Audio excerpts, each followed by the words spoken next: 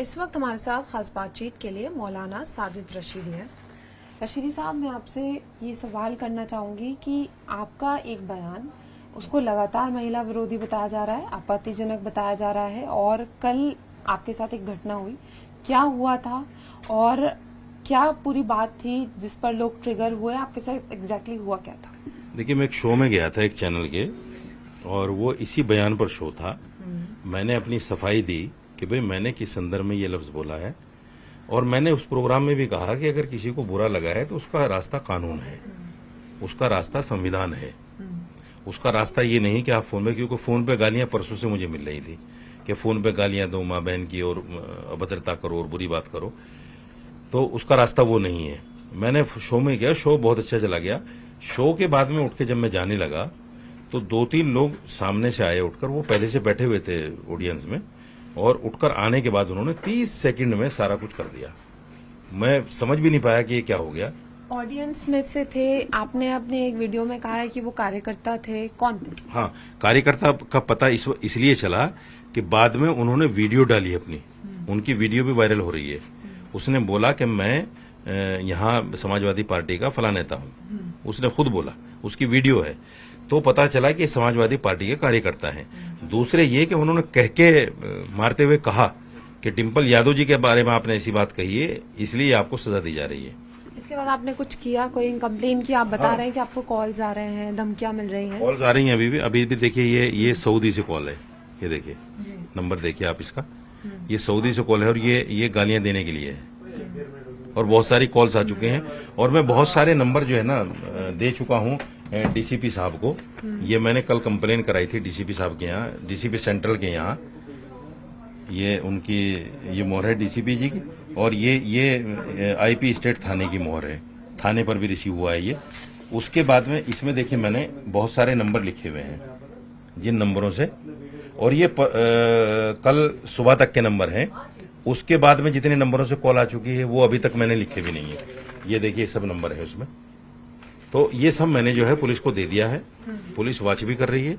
और के खिलाफ कई सारे पोस्टर्स जो हैं वो लगे हुए हैं। एक पोस्टर मैं आपको दिखाना चाहूंगी, मैं चाहूंगी मेरे कैमरा पर्सन दिखाएं भी।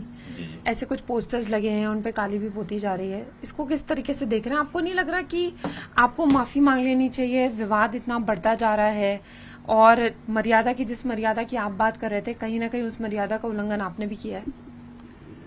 मर्यादा का उल्लंघन सिर्फ मैंने किया क्योंकि मैं मुसलमान हूं।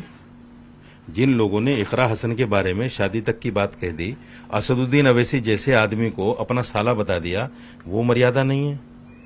या जिन्होंने सूफिया कुरैशी के लिए ये कह दिया कि आतंकवादी की बहन है, वो मर्यादा नहीं है।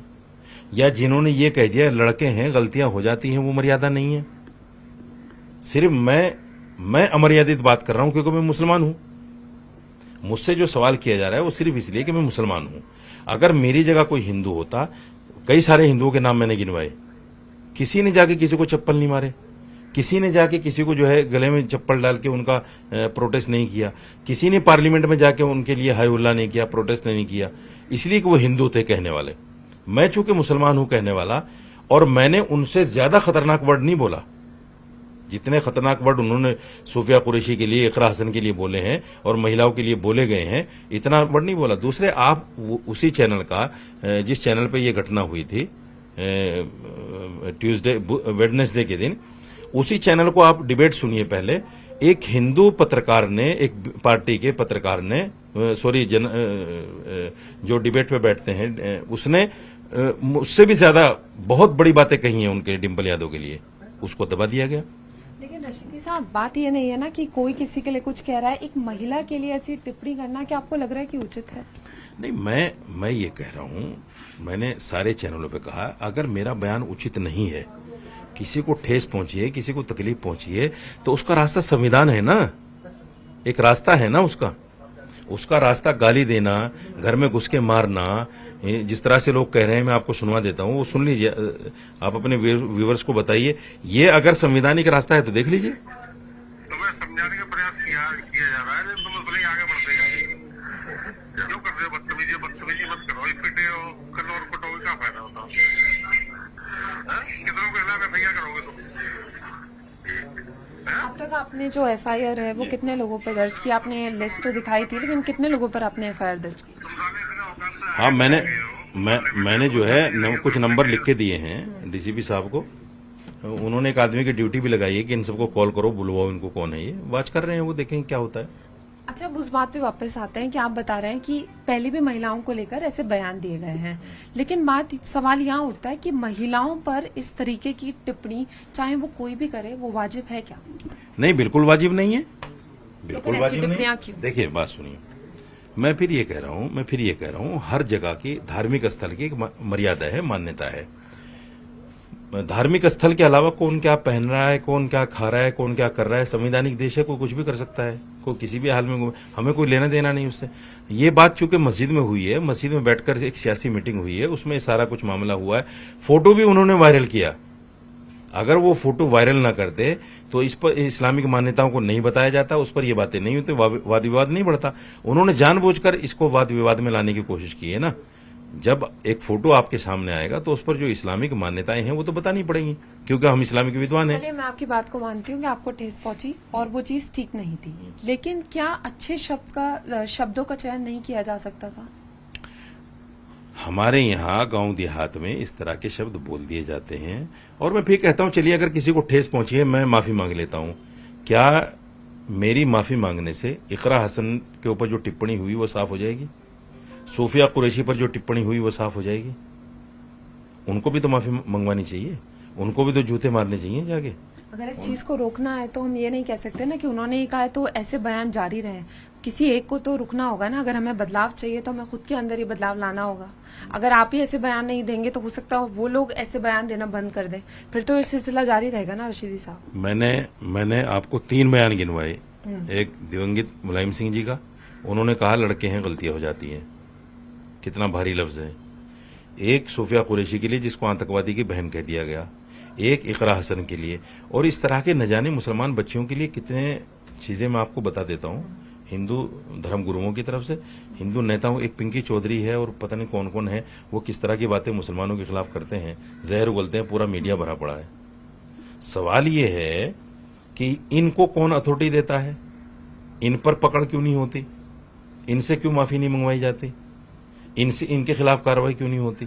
क्योंकि वो हिंदू हैं। यहां खेल देश में हिंदू मुसलमान का चल रहा है।